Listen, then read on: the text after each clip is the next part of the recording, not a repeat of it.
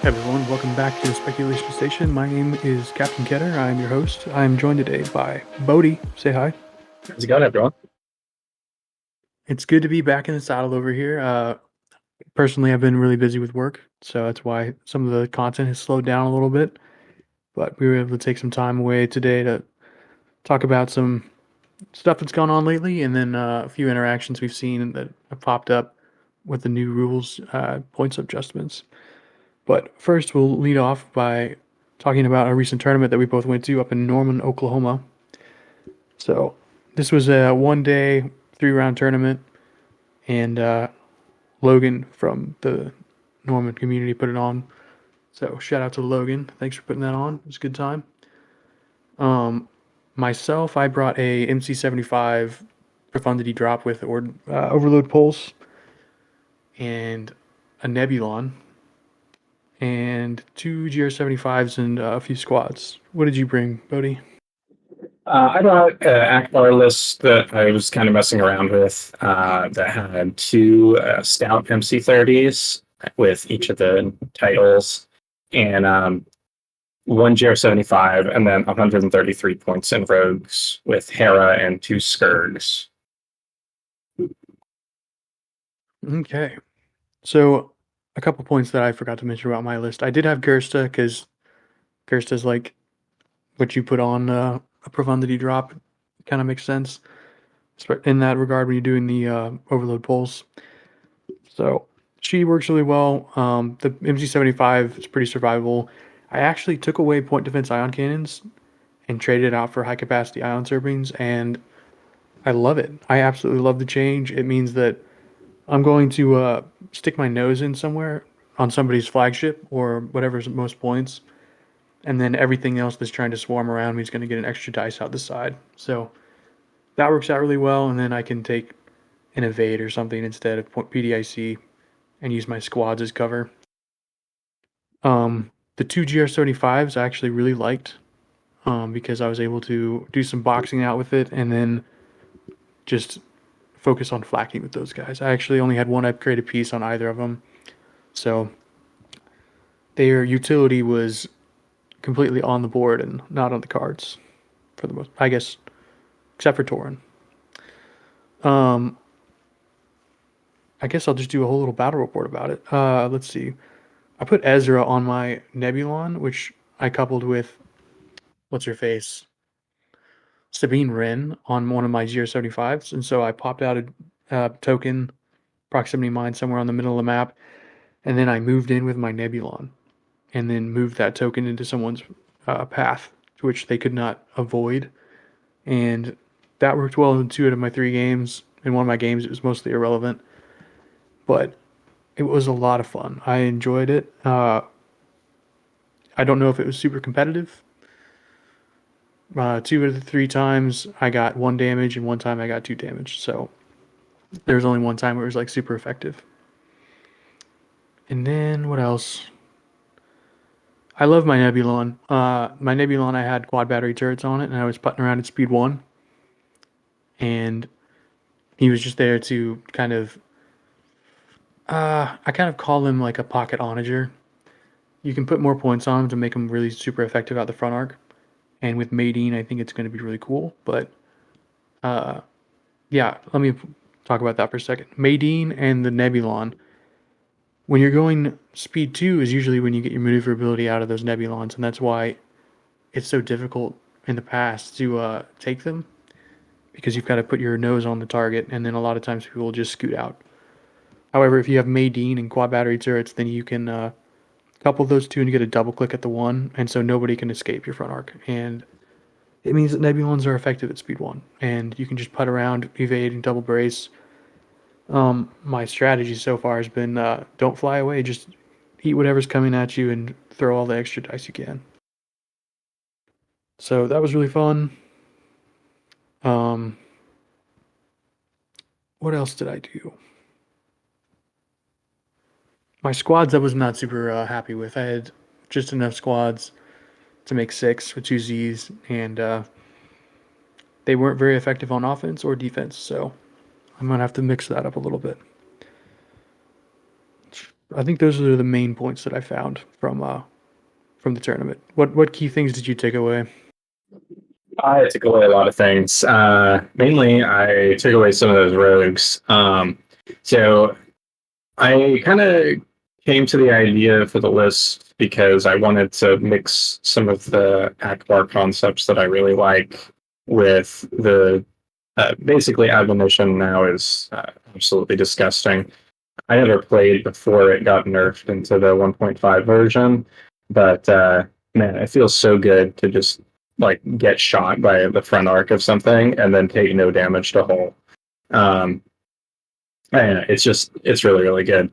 But that's besides the point. I wanted to mix like those concepts with the Gallant Haven kind of rogue ball, and it just didn't really work out for me. I ran into a couple of issues. Um, the main one was just I didn't have enough hull on the board. The only things that were actually keeping me from being tabled was the 8 hull on my two MC30s. And while I had a pretty potent squad ball, it just didn't have the punch in order to actually cut through a 134. So while I won my first round, my second round, I was up against it was a Thrawn list with an interdictor and a Simoon. This was Logan's fleet, and his objectives were pretty disgusting. He had a bid for second player. I ended up playing his minefields, and then he had proximity mines too. And I was way too scared of just having straight to hull damage on my MC30s that I flew right into his trap and just got blown up by the Simoon. Um, there was definitely a lot of player error involved in that, but and I learned from those mistakes. But it was just too like I don't think I could fly that fleet the same way again. And then my third round was against Ben, and he had another Thrawn list, but this one was 134, and I just couldn't cut through his squadrons in order to actually bomb. And so only having the two MC30s without a third damage source, it just doesn't put out enough to actually drop an ISD or just about anything, even with double intel officers. So as soon as I got in the car on the way home, I immediately cut out some of the squadrons and put in a CR90 with Janus Light, even with the points. Still really good with Akbar because you can hide, but still get that side shot. But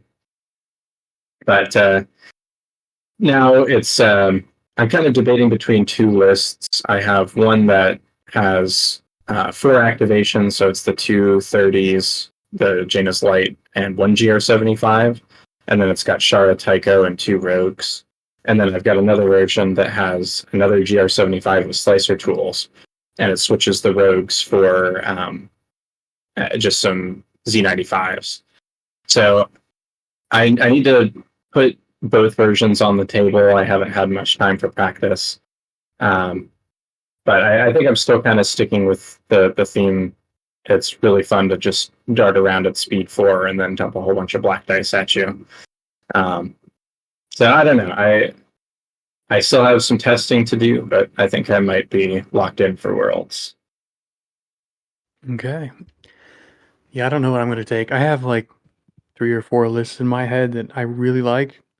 The competitiveness varies because I'm I think I'm pretty. I consider myself, not a day 3 worlds player. So I go for mostly competitiveness on day 1. Try to make it to day 2, and if I do that, I'm happy. So let's see. Is there anything else about that? Oh yeah, one thing I wanted to point out. I had my own player error during my first game. That's why I think I ended up second place and didn't win the tournament. It's because I landed my profundity.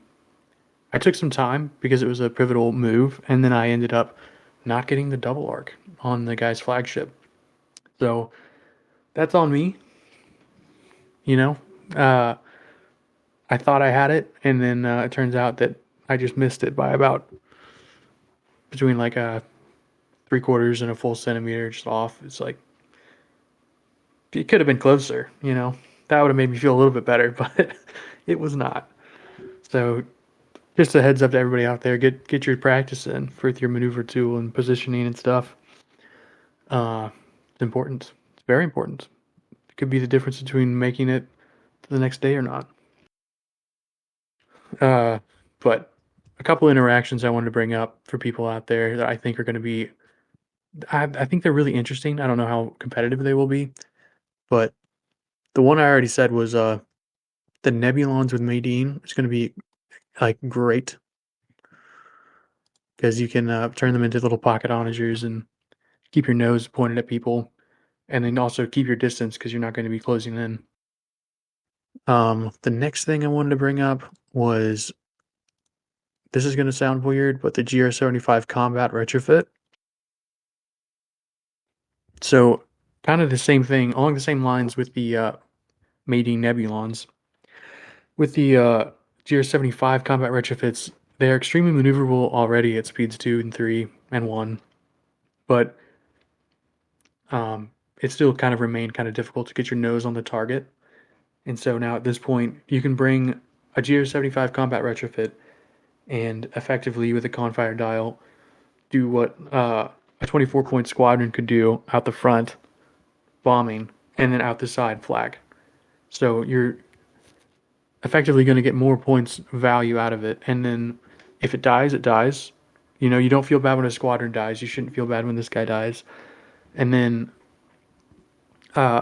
if you put it in your list as padding, you can just use it as a buffer. You can body block with it. And then if you're second player and you're trying to like make the other person position first and then shoot them, then you can use it as an activation padding off on the side. The other thing is that they can flank because they're speed 3 with an excellent maneuverability. So you can push them off on the side and dive them in the side arcs, typically where there's less dice, and just on fire dial all day. The caveat is that you kind of need to have either Leia Commander, which you shouldn't be taking, in my opinion, or Torn Far nearby to get rerolls. So just a heads up about that. But the rerolls work both for the shooting of the ships and the flakking, so those together are pretty nice. And the final thing about Rebels is, I guess there's two things, I should say. Now I'm thinking of a third. Okay. MC-80s, Liberties, the engineering team is really nice, actually. That slot used to be used for engine techs because you kind of wanted to dive in. But now with Nadine, you can position yourself so well that I don't think you need engine techs. And the extra point you get can save your bacon, so to speak, whenever you're defending, because you can move those shields a lot better with 3 points from a engineering token rather than 2. So that effectively allows you to, instead of move a shield or move 2 shields with a token, it allows you to gain a shield and move a shield, so it keeps you from having to effectively lose a shield. And then those things become more survivable. So I think that's going to be a nice addition to a Liberty. And then the other thing is you can have 3 pickles with Akbar if you want, if anybody wants. It's not necessarily beneficial, but you have a lot of points left over, more than you think. And then Hammerhead Torpedo Corvette with 8R Talon and boosted comms and flight controllers. And Fen Rao is a nice little pocket squad controller that super cheap. You can fly it on the edge of the map, and if somebody goes after it, you can just punish them for it. So those are the kind of the things I had picked out for the Rebels. I just want to talk about Dodonna's Pride for a minute. It's a card that I honestly never blinked at a second time before the points change.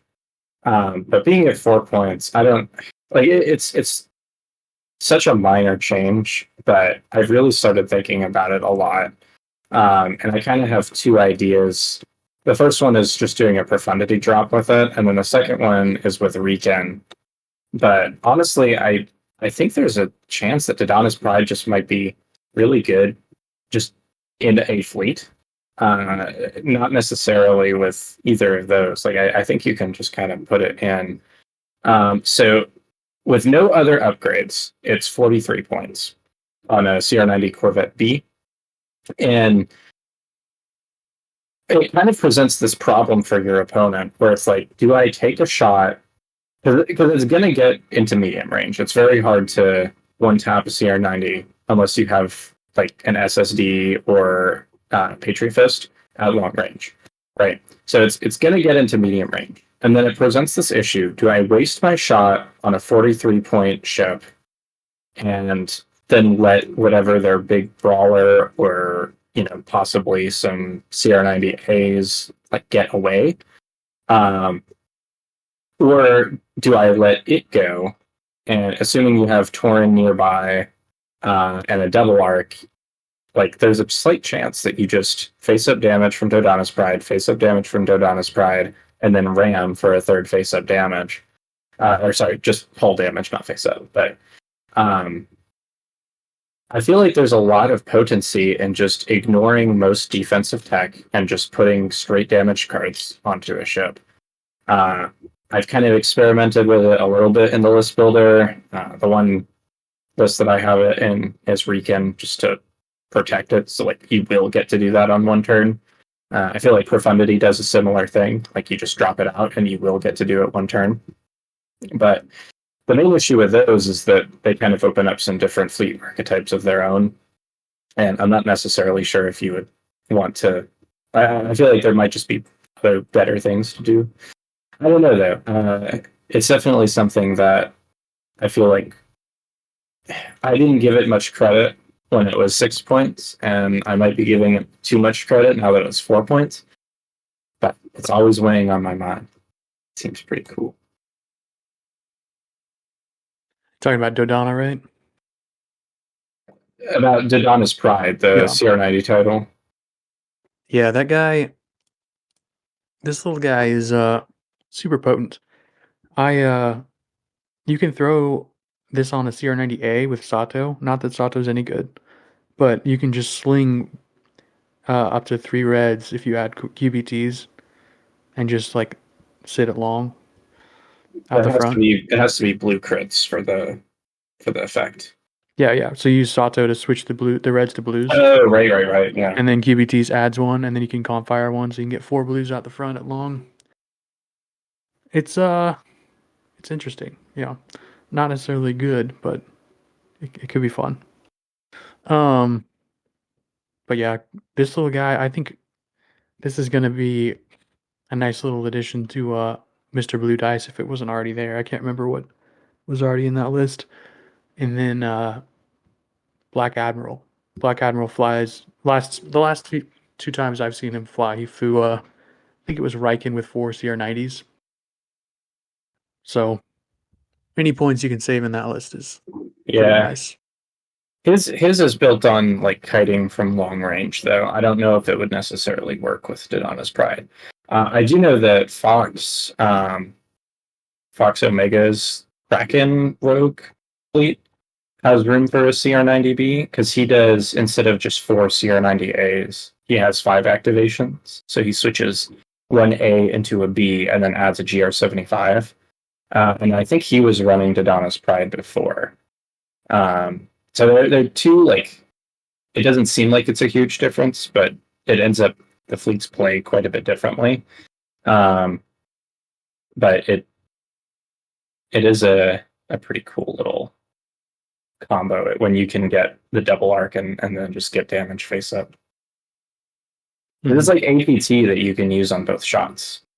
Yes, and that's super powerful, especially with Torin nearby. You can leverage the reroll. And then you ram. So there could be 3 damage going through that's unstoppable if it lands on the crits. Right, exactly. In terms of squadrons, what do you want to talk about with the Rebels?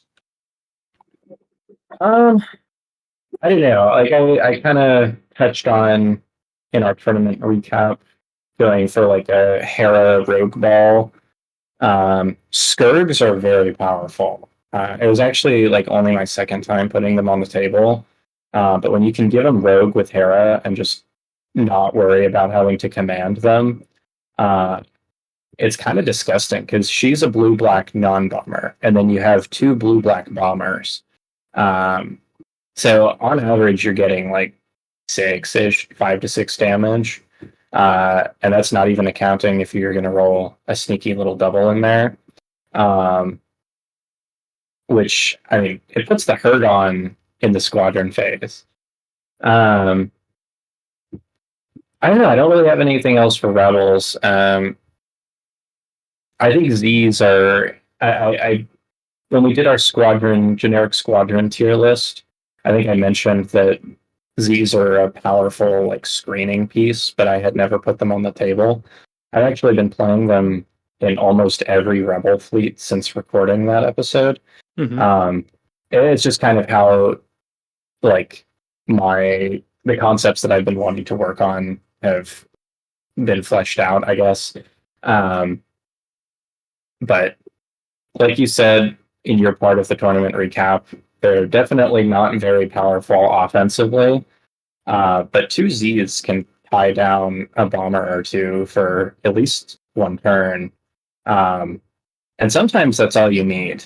It really just depends on the other things that you're packing. But if you have a lot of damage, or if you have slicers to turn off future squadron activations, there's a lot of potency in just being able to give up 14 points, maybe 21 if you have three Zs. And then just ignoring their squadrons for the rest of the game because they're not rogue and they can't command them because you've just spammed them with slicers or you kill their carry or whatever it's going to be. Rebels kind of have this issue where they're really not good at winning against 134 unless the Rebels have 134 and also Torin and also Adar and also Flak. And, sometimes I think right now in the meta, and then just like sometimes in the game, you have to be willing to cut your losses. And I think Z's do that better than just about anything else. They might have lost a little bit of potency with the reserve hangar deck nerf. But I mean, just being able to give up so little points while also screening, so you can devote more points of your fleet into killing other ships, or I know it's something that you don't really want to plan to lose in some aspects, but sometimes you kind of got to plan to lose the squad war, plan to lose the ship war, and just kill their squadrons or whatever it's going to be. Yeah, I put together. I had this theory that I'm trying to craft, and the idea is either Radis or Profundity drop, but you're dropping instead of anti-ship, it's anti-squadron. So you allow the enemy to alpha you, let's say, or you reach out with Radis slash Profundity, and then you plant a ship with Ruthless, and you activate squads to fly in, or you can dump them out also with reserve hangar deck or with rapid launch base. That's what it is. So you can rapid launch base. So let's say effectively you Radis, that's distance 1 to 2, I think. Profundity at distance 1, and then you can reach effectively with rapid launch bays beyond distance like 6 or 7, like in that range. I haven't actually measured it out, but this is my estimate. Anyway. Have you seen Stew Buckets? It was from like Anakin meta, but he had a Radis list that dropped in a armored cruiser MC-75. Mm-hmm. And Okay. it had Ruthless Strategist, and I don't think he was doing the rapid launch bay thing. I think he just had squadrons nearby, but it was a full-on flak Radis drop. Yeah, I'll send that's you what the I was link to it. thinking. Yeah, it's super cool. But the idea is get rid of something like Anakin Squadron. So you would try to position a hammerhead, which is not too difficult to do with Ruthless. Right now I have a hammerhead, 50 points. It's got Garrel's honor, so you can ram a ship. Flechette torpedoes, Ruthless, and Draven for 50 points. And so you position it to where you get the maximum amount of flacking in a double arc on one or two squadrons. And I forgot to put rapid launch base on there. Yeah, we'll just take like flechettes off or something. Anyway, uh, but yeah, the idea was you just alpha their alpha ball and do as much damage as possible, so where it becomes kind of a moot point for them. They either have to commit and lose all of it or run away at that point. That's something I would like to do. That's like a Armada checklist item is do a ruthless drop. Anyway, the reason that came about is because this profundity drop is mostly focused around taking out the flagship or a points pinata somewhere, which is not too terribly difficult to do, especially with overload pulse boarding troopers. But the kind of the kryptonite to that list is something I think I went up against at Norman, which was, excuse me, uh, General Grievous on a invincible, or what is it called? The Providence. Providence with the invincible title, I think is what it is, right? Yeah, it's invincible so that you can bring thermals and early warning system. Yeah. So he had thermals. I think he didn't have early warning. I think he had ECM. No, he had early warning system because you can't ECM Okay. and thermals because unless you somehow had a second brace, but Unless you wanted to. no, you like literally cannot. I mean, Well, I'm yeah, I talking about guess ECM, a redirect or something. sure, yeah, just slightly less effective. Um, but yeah, it's basically the a updated version with the new points changes and Django and stuff version of Nick's list from Worlds last year. Same list that a whole bunch of people are playing, including Tater on the Chicago Open with it. But yeah, it's really nasty, and we'll talk about it on the next episode when we look at Worlds predictions. But I definitely would plan for like CIS 134 with Invincible Providence. It's pretty disgusting. Yeah, I think that's gonna be like the number one CIS list is gonna be Grievous with that. And then how do you deal with that? This is kind of a big question. Yeah, it's really good into the archetypes that uh, I mean, unless you have a way to get rid of one of the defensive retrofits with like Shriv or something, or you have two heavy hitters. Like if you're like a double large, then you can get around the thermals sort of. I mean, they still have the option of flying their squadrons off the board and then just refreshing the brace in between activations. So it's not like a complete get out of jail free thing.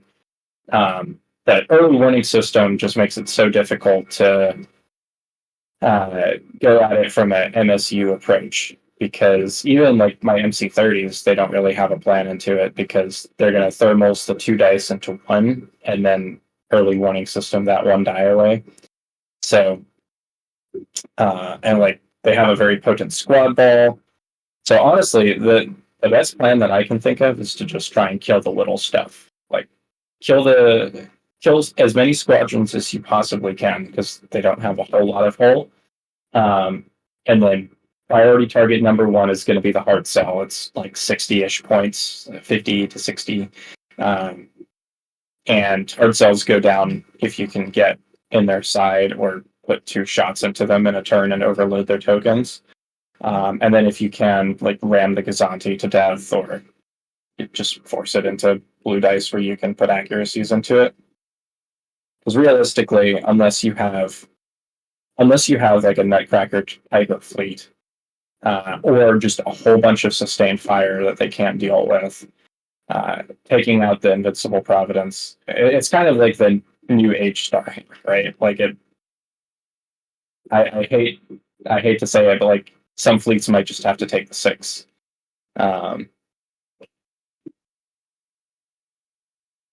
Yeah, I don't know. Yeah. I don't know anything else. It's pretty crazy. My answer to it is not very sporting, but ramming doesn't have to do with any defense tokens. So if you do your best, put a smile on your face, and just do nabs and ram, then you're going to put damage on him. He's going to have to engineer. Hopefully you can make it out, pushing a little bit of damage through and just ramming him to death. Ramming deaths actually occur like if you block him in and then get a second ship in there, it effectively becomes 3 damage to hold a turn, right?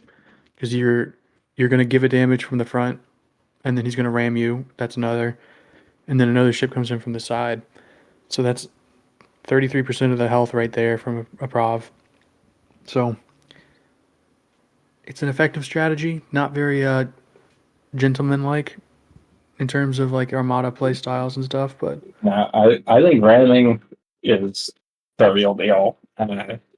Being able to utilize that as a skill, or like a tool in your box, it just shows like the sign of a good Armada player. It's just like what we were kind of talking about with the Donna's Pride CR90, where if you can get the straight to hull damage, right? Like crit, ram you. It's a very powerful thing to be able to do.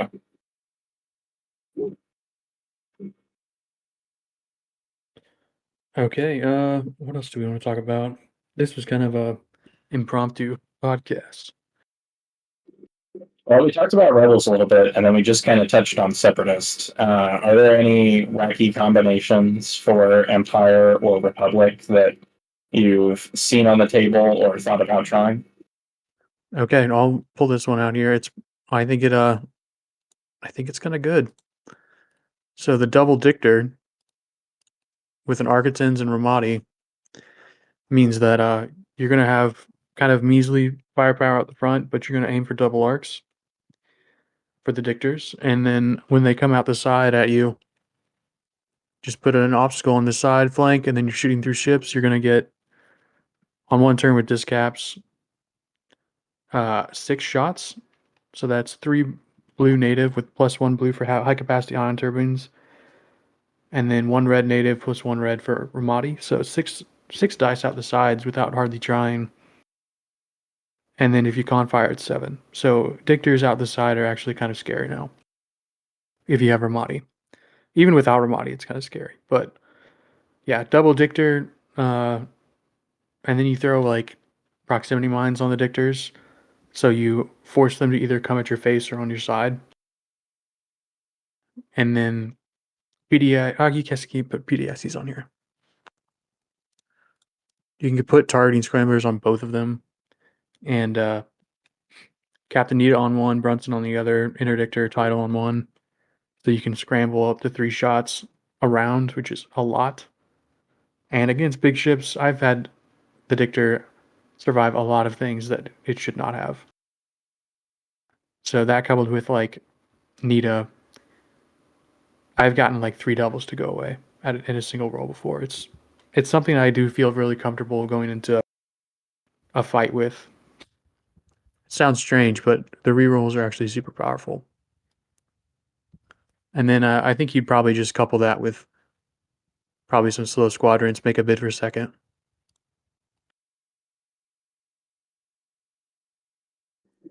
Yeah, Interdictors are. It's always like such a weird ship to me. It's not something that I find myself thinking about very often, but then there'll be like the fringe case where I run into it. Like your fleet that you flew at Osmo in October, and Logan's fleet that he had in Norman a couple weeks ago. And it's not an invincible ship. Like, they're pretty easy to kill if you have the tools for it. But so many fleets just in the game don't have, like, they don't bring the tools that you need. And so it's not invincible, but in 80% of your matchups, unless that's the thing that they're going to kill, you can kind of sleep easily, right? Like you mentioned, all the reroll tech. You can also Brunson and then interdictor title back Brunson and cancel 2 dice. I've seen bringing Tua, and then you can ECM and then interdictor title to refresh ECM, and either like on the last turn of combat, just delete your brace to ECM, whatever, or just being able to use that as an engineering token saving measure. I don't know. There's so many ways to keep it on the board, and it like you said, its firepower is pretty situational, but it can run discaps, and it's really good at objective play. They are also super survivable with engineering team, like they always have been, but the points decrease helps them out a lot. So what happens is you take a token on turn 1, turn 3 you end up taking an engineering dial and token, and then the red dice you kind of just let them be as they are. If you can get like a reroll with a token, that'd be good. In my list, I had Vader for good reason because I had no ordnance experts on my 4 raiders. But in this list, I have an Architect's Command Cruiser with Hand of Justice, Projection Experts, ECM and Ramadi, and Hondo. So you had 100 points, and then my other 2 interdictors are 114 and 118, all kitted up. And that leaves 68 points for squadrons, which is plenty for an Imperial screen. So, seems viable. Actually, yeah. Speaking about Imperial screens, there's a 55-point ball that I was playing around with a little bit ago. So it's Sienna, Valen, Hell, and a TIE fighter. Alternatively, if you wanted to go for like a second player kind of build, you could swap the TIE fighter for a Lambda, which puts you at 62 points. That's the squadron ball that it was Jason Hewley flew in 2023 Worlds with his Donager fleet.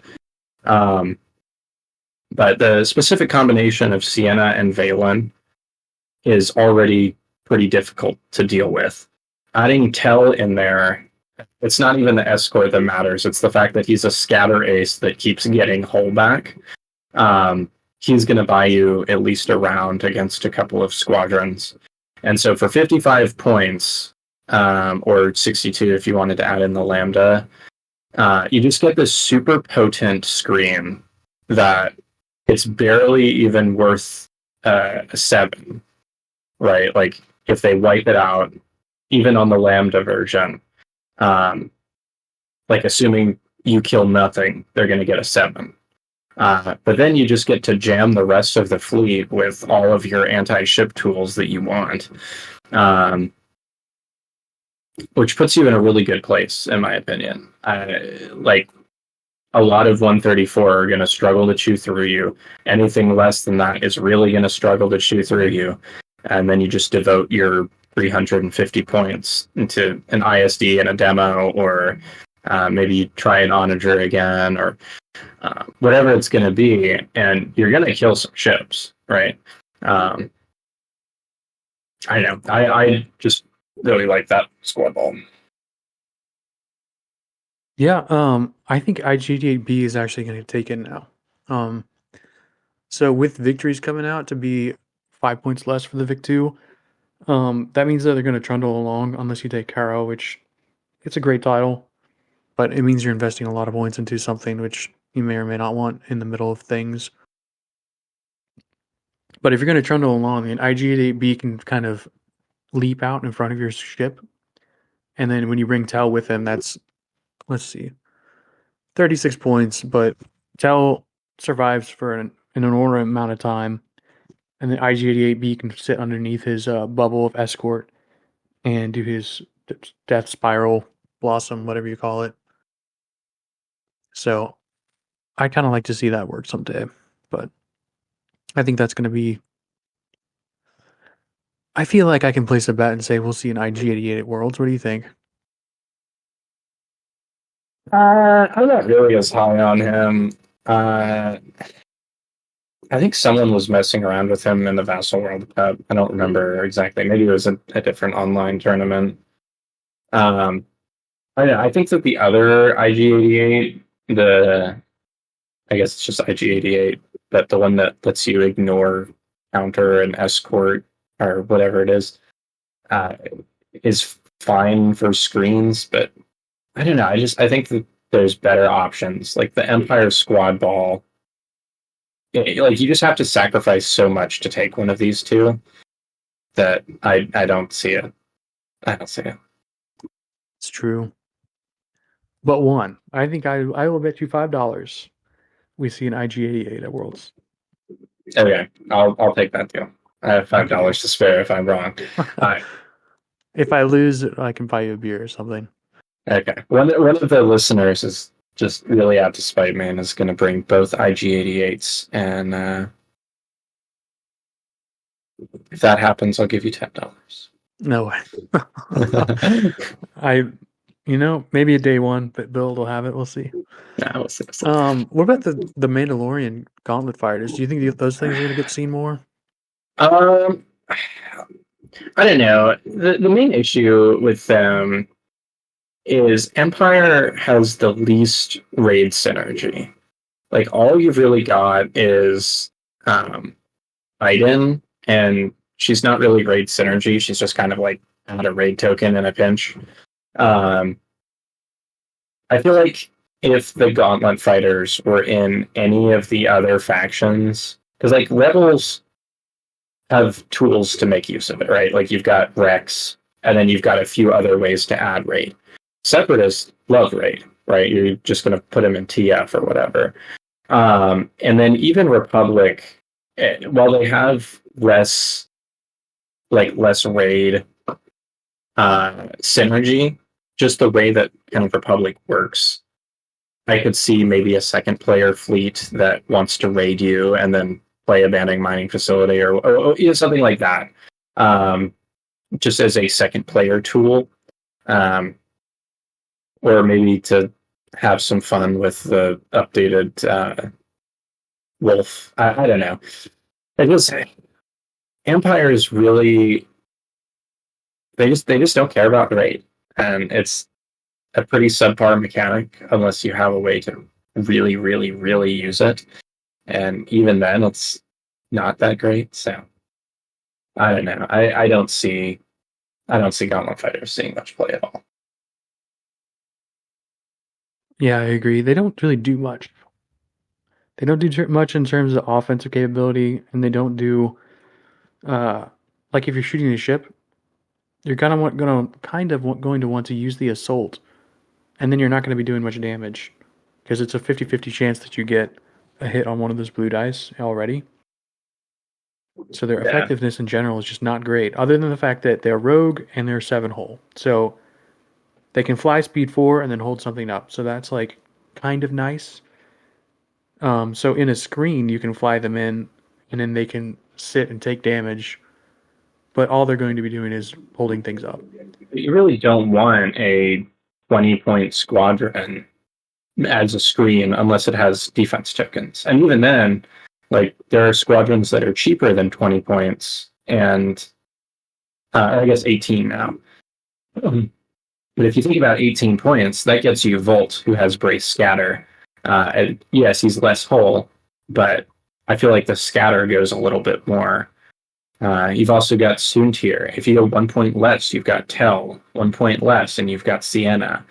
I don't know. Like it's very obviously something that they put in the game with the intention that it would get support. And it might have just been the way that the game ended, or maybe they ran out of ideas, or they were too toxic. Because think about it this way: like you don't want raid to be good, because if raid is good, everyone's going to play it, and then no one's going to have fun. So it might have just been that all of the ideas that they had to support raid and assault was just unfun. But whatever happened, like they're just, I feel like no matter how cheap you make them, unless they're like 8 points or something like that. You know, like they're always going to be the odd one out. Like there's always going to be a better option. I feel like. Yeah. Speaking of a better option, aggressors are 15 points now. Aggressors are actually really good. Yeah, I agree.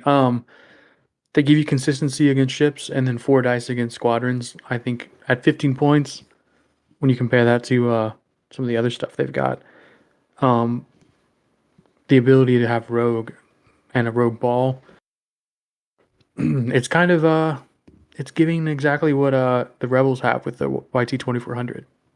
You know, one less hole. It's one fewer point, and you have counter. So it could. I think it's kind of a viable platform to take as a squadron now. Although I don't know. Are we dredging up everything we just said on the last two podcasts? What do you mean by judging it? Dredging up, like pulling Oh, everything up from the I don't depths, know. It's been rehashing.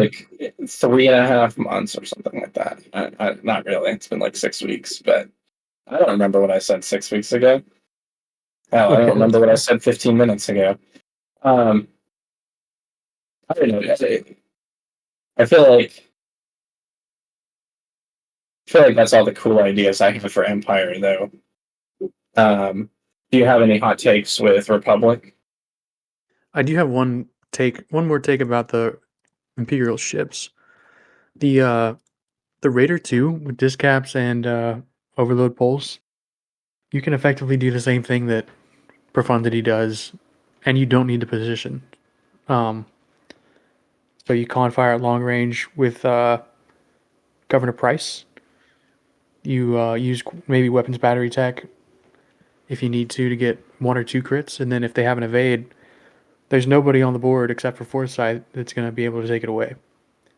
So you slam that into somebody at long range, and then your uh, Imperial One ISD flies in with boarding troopers, strips all their tokens, gives them a good blapping, moves on, and then your Gladiator comes in, and you've got the old, what is it called?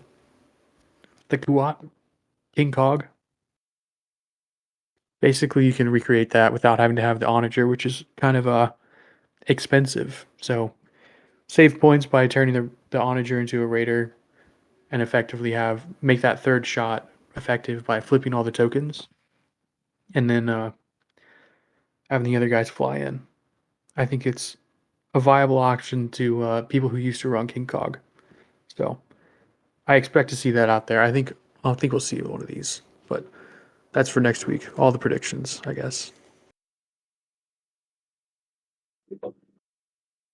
Um, yeah, I don't know. I think Raiders are in a weird spot, but I also haven't flown them in a while. They're Um, pretty survivable. Um, for that guy, I would assume you would just fly like you'd start back at the corner of the edge of the board at like speed 3, flying kind of catty corner, sideways, diagonal, and turn in a little bit at the end of turn 2 to get your shot off. Start turn 3 with him, and then boarding trooper next. But you'd have to body block with the boarding trooper guy. it's definitely an interesting concept. Um, do you have any ideas on Republic? I think Republic Smalls like have life now that they're cheaper, and a swarm of them is going to be kind of insane with how many you can put in a list. Like a 37-point consular, you can throw X-Rax on that, and then you'll put Anakin Commander on some kind of medium ship somewhere around here with ECM or thermals, and then just dump dice with those little guys and run them out of there. And then they're maneuverable enough that you might be able to get another shot off if you do a big circle. But um, yeah, I think that's going to be a decent archetype. You may even be able to go pseudo squadless, like maybe have like 1 or 2 squads that have counter. Um, because those consulars at 37 points have 2 blue dice, so they can do a significant amount of flak damage too. Yeah. If Drew was here, he'd be talking crap about new Anakin, but I don't know if there'll be an Anakin in the top eight. I'm pretty high on him, but I'm also a coward. I don't think that I'm actually going to fly him for Worlds. Um, but I don't know. I think that a lot of people underestimate him, and he can do some pretty powerful things. He's got some bad matchups, but in his good matchups and even his okay matchups, he can do some really really nutty stuff. I also think that Peltas are kind of in an interesting spot. We've seen a few Pelta lists pop up over the last couple of years. The two most notable ones have been I don't remember who originally built it, but I remember that Drew flew it at Osmo in 2023 and actually won. And it was like the Ven 1 for Peltas. Yep. I don't know if that's the list that I would bring today. It would probably be some kind of modification of that. Um, but with Luminara and Expert Shield Techs, you can run a squadronless fleet that doesn't actually lose to squadrons unless your opponent just has a crap ton of double dice bombers. They're not going to get anything through because you just alternate Expert Shield Tech redirect and evading, and so you only take like a quarter of the amount of damage or something like that, and then you can just engineer. Um, I think with the new updated slicer tools, there might be room in the meta for like this kind of aggro Pelta fleet, or maybe you just bring like 6 of them, and 2 have slicers, and then you just overwhelm them with these tanky ships that they're going to have to put 2, maybe 3 turns into killing, and then the amount of firepower that they can push back is more than your big ship can take. So it's just like this fleet that's really consistent at getting 7s and 8s. And then it shores up the bad matchups by being able to expert shield tech away squadron damage or slicer their squadron dials, or I don't know. I'm not sure if it would be more or less effective than just spamming consulars, because I think that that's a viable thing that you might be able to do now that the red dice consulars are 42 points. But then the other Pelta build is the Yularen fleet that's 4 Peltas and a bunch of Arc 170s. And I, again, don't remember who actually made the list, but Zog is our current, I guess, our forever last chance qualifier champion, because we don't have any more last chance qualifiers, at least officially. And he was a master of that fleet. He's got his Ahsoka FCT moves down. He's got all of his deployments and objective play.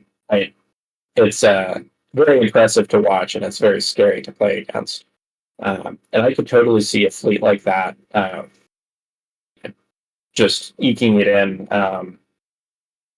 the metagame, because a lot of fleets just can't handle that much squadron firepower at 2 damage, 2 damage, 2 damage, 2 damage over and over again from both the Peltas and the Arc 170s. It'll down you real fast. Yeah, the Peltas, I am envious of the Republic Peltas ever since they came out, because the Rebel Peltas just felt like they were too expensive. I feel like, I don't know, I don't know where the balancing is on here, because these are better, other than that they don't have the, what is it, the fleet commands. Yeah, but they do have fleet support. Like, Republic Peltas are just better. I think that the fleet support upgrade is more valuable than fleet command. Yes, that's kind of what I'm saying. I think, uh, I feel like you're paying a premium on the Rebels to have that fleet command upgrade slot. I think that's kind of their thought of why it's there. But a 45, 49 point Pelta, one of them has a defensive retrofit. What the heck? The Yeah. token suite is actually really good too. So one thing that I've kind of thought about, I might be the world's only believer in the Rebel Pelta. I don't think that they're competitively viable, but they're extremely casually viable. One of my favorite fleets of all time is a Garm list with 3 Peltas and just a bunch of B-Wings. Basically that ARC 170 list, but faction shifted into Rebels, and you have to replace one Pelta with a GR75. Um, but I think, like, if you think about it mathematically, it's 60 points for the blue dice Pelta in Rebels, and it's 49 points for the Republic version. So if you're taking, um, and the Rebel version has Squadron 3 versus the Republic Squadron 2. So you're kind of getting like a 5 point difference in a free, I guess I say free, but like you don't have to take the upgrade slot for expanded hangar bay. And then you get like a weird sort of pseudo built-in spinal kind of. Um, so the points are like kind of justified in a way, like they're represented. It's just like obviously you want a cheaper hull for your small ship. So the Rebel Peltas kind of get a bad rap in that way. But the interesting things that you can do with the Rebel Pelta is if you put decaps on it and then confire, you're throwing 5 dice. And this is also on a ship that can take Intensify on its own. And then the black dice ones, they throw 2 blacks, 2 reds, and then they have an offensive retro. Or sorry, not an offense. They have an ordnance upgrade. So you can put racks, or maybe even, I guess if you want to get super silly with it, you could put like expanded launchers or something, and just really get in there. Because even though they're slow, they kind of checker off a part of the board because nobody wants to get in close range and take an ISD's amount of damage from a Pelta. So I don't know. They're definitely weird, and like I said, probably not competitively good, but they're super fun if you want to put them on the table. I think they might be one of the only ships that you can actually still find the official sealed product for. So that's my mini rant for the day. I feel like the Peltas, you can just avoid them if you don't like them. Because they're speed 2, they're not super maneuverable, they're not going to be running you down. But yeah, and if they're close range, like you can definitely avoid that. But if you're second player and you're playing one of your, like, I'm just going to say contested outposts, probably not that one, but one of the ones that you score off of holding a zone, you're going to keep things away from that zone, right? Say it is contested outpost, you're going to put your 1 or 2 Peltas nearby. Nobody's going to go for the station, or else they're going to die. So I don't know. Like it's weird. There's better ways to achieve a similar effect, but it's fun. Like I enjoy it. I enjoy the concept. I enjoy playing that.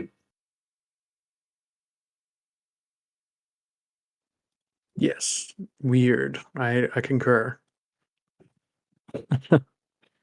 The yeah, I just wish Rebel Peltas were a little cheaper. Now I'm thinking about it. Maybe I'll fly Rebel Peltas at Worlds. You can donate to my Patreon for every $5 I get. Then I'll bring 1 extra Rebel Pelta in my list. I don't actually have a Patreon. Please don't give me money. I mean, you can't give me money. Yeah, I don't know how many Rebel Peltas you have, but I don't think it's that many. I own more Rebel Peltas than you think I have. No way. I think I have 5. Jeez. I definitely own 4. Yeah, I own 4 Republic, and I think I own 5 Rebels. And I only own some of the Rebels because I have been buying some people's collections and stuff when they get out of the game. And I intend to give it, if we ever get new players, like give stuff away for free. Um, but at this current moment in time, I have way too many. I will throw one other ship archetype out there for the Republic. I've played against this before. If you stack an acclimator or two with APTs and swivels, you can throw black dice at long range and get the APTs to trigger. It is rather annoying to be flying in there, and you can get ordnance experts on them too if you need it. But super annoying to be flying in and you've got 3 acclimators shooting at you with APTs going off from long range. So that's kind of like a decent build, but not very survivable. There's not like the most survivable thing the Republic has is their Peltas and their Venators with their Tranquility. So I feel like going to Worlds. I guess I can save this take for next week, right? Peltas. This. We'll see. We'll see a like. I feel like we'll see a Pelta in every Republic list almost, especially day 2. Uh, Probably not Anakin. I mean, I've seen some Anakin lists fly it as your flagship because it's tankier, or having it as a spotter to use Anakin's ability off because you can take the title that gives it the extra of 8. Um, but I don't know. I think there's a few slightly more efficient ways to do Anakin. Um, but yeah, probably in any there will be a Pelta in any Republic list that has squadrons. I don't run Republic just because I didn't like a lot of the stuff wasn't available or around, and then by the time I had everything else and I was going to work on Republic, it was not around at all. But a C70 red dice variant with TRCs is 49 points, which that's the same as a CR90 with the TRC. So It's 2 points cheaper, or 3 points cheaper because they're 52. 52. Yeah, the main, or Oh, wait, they're maybe right. they're, You're right. are You're they? right. Yeah. The main difference though is that they only have one evade, so they're they're a little bit worse.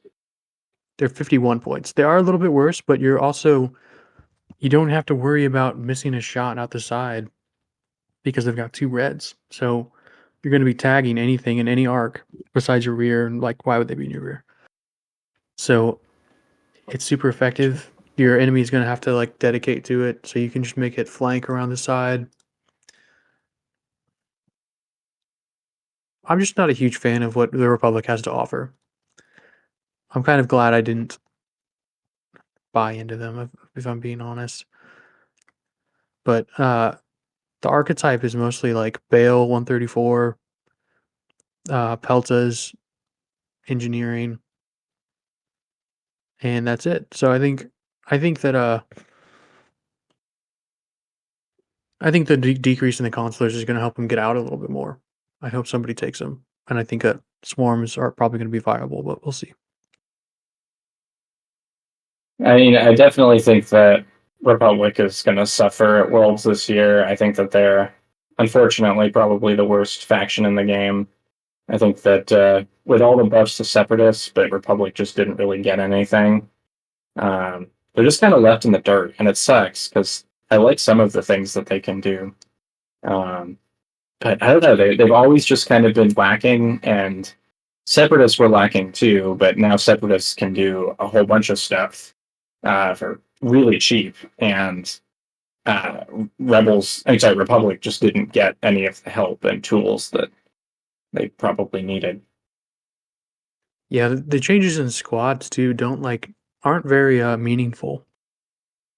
Like, there's not a whole lot going on that's gonna change the meta. They didn't even get any squadron changes. I thought Kit Fisto went Oh down. yeah, sure. Yeah, an oddball, but those don't really count. I think they Yeah, need exactly. a fundamental change to some of the generics because right now, like the B wings are really good, and then there's one fleet archetype that can make use of the Arc 170s, but the 2 other generic options are just not it. Except for the aces. The aces are the best part of the Republic. Yeah, Anakin is the best part of Republic. But Anakin and Axe. yeah, X is really good too. Okay. What do we have left over? I think that's it, right? We just kind of breezed through a Yeah, little bit of the changes and what we thought was kind of decent. I mean, we shot some shit, and we have produced content to go out into the world. Oh, yes. Well, I hope you guys enjoyed this. Let's see. We could do a little elevation. Like, what do we wish they would have brushed over? Yeah, I'm down to like what is something that we wish got included in the update. Yeah. Okay, do I you want mean, to go wait. first? We can talk about Django. Did we talk about Django before? Yeah, we talked about him in our update review. Okay. Well, I did play against him at Norman, and it was actually semi-effective, especially because it was with Grievous, so you could ping a vulture to cause damage and then get a token back and then do damage again. So you're effectively like trading a vulture for damage output for your squadron and a token back. So it's kind of a good trade off, honestly, in that particular archetype. Did you try him at all? No, I haven't had a chance yet. I don't know. I was kind of out of it of Armada for a little bit, just like I had other priorities that I was focusing on, and I'm just now starting to get back into it. I wish I had more time for practice games. I might need to try and get some games in online. But there's a whole lot of things that I'd love to try before Worlds, but probably won't have the chance. Yep. Oh, yeah. He. I wish I had like another couple months. You're not the only one. I'm sure just about everybody who's going to be playing feels the same way right now. Um, but if we're going to elevate something, do you have any ideas? I'm still thinking over here. Okay. Let's see. I think for me, the main thing that I the main thing that I feel like the game is missing. So all of the factions can do like multiple different archetypes. Like it might not be the best thing. Like for example, uh, Empire is not as good at MSU as Rebels are, but every faction can do something.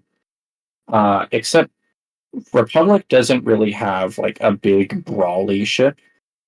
You have two different Venators, and one of them is very obviously a carrier, and it can get some dice out of its front arc, but it's just not a whole lot. And then the Venator one like has a higher average damage, but it doesn't have a defensive retrofit.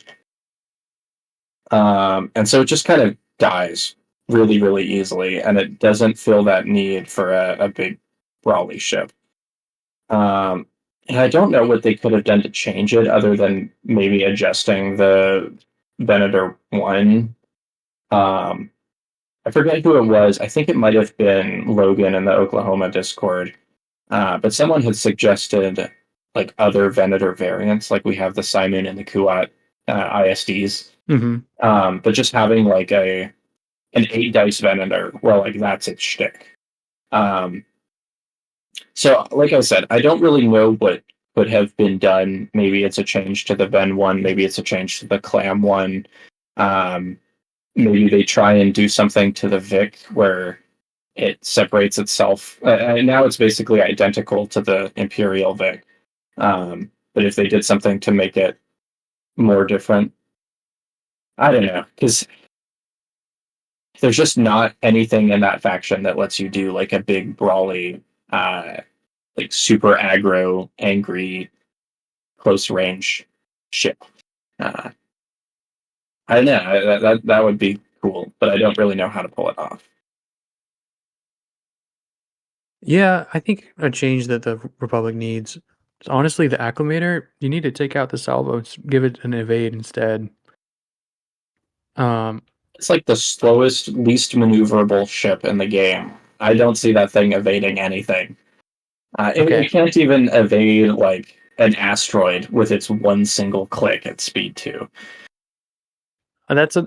I'm not going to defend its maneuver dial, but its defense token suite sucks without an evade.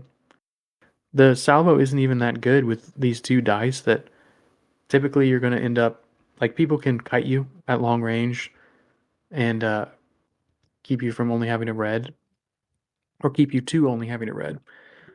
And these guys do not survive whenever they're brawling in close range. So maybe I think that's like a really big impact change that could happen to the Republic is give them an evade instead. Um, I don't know how you would do that if you just come out with new variants, kind of like you said with the Venators. Um, but I don't think that's necessary. I think they should need to change to evade.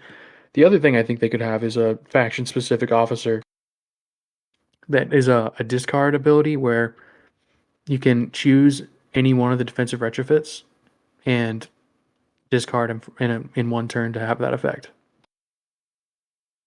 And so you could keep an acclimator alive, you could keep a Venator 1 alive for a turn, and that's usually all you need. Like thermals for one round in front of an SSD and then fly away or something.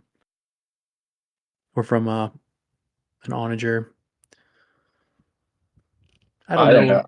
That would have I, to be like a Jedi, like Yoda or something, officer. that seems like an unprecedented effect that would be very hard to format. It would Uh, be unprecedented, yes, and maybe OP, but I we're think just shooting the shit, honestly, so uh, giving them a maneuver chart that was actually decent would probably solve a lot of the problems. Like you talked about the salvo dice and like the black die. Um, but I mean, imagine if you could maneuver better and be in close range for longer. Um, I don't know, or just like because their side arcs are awful, and so is their butt. But if you could maneuver better and keep the front arc on target longer, then you don't have to rely on your redirect as much. Um, I don't know. There's they have uses, right? Like there are fleets that want clams.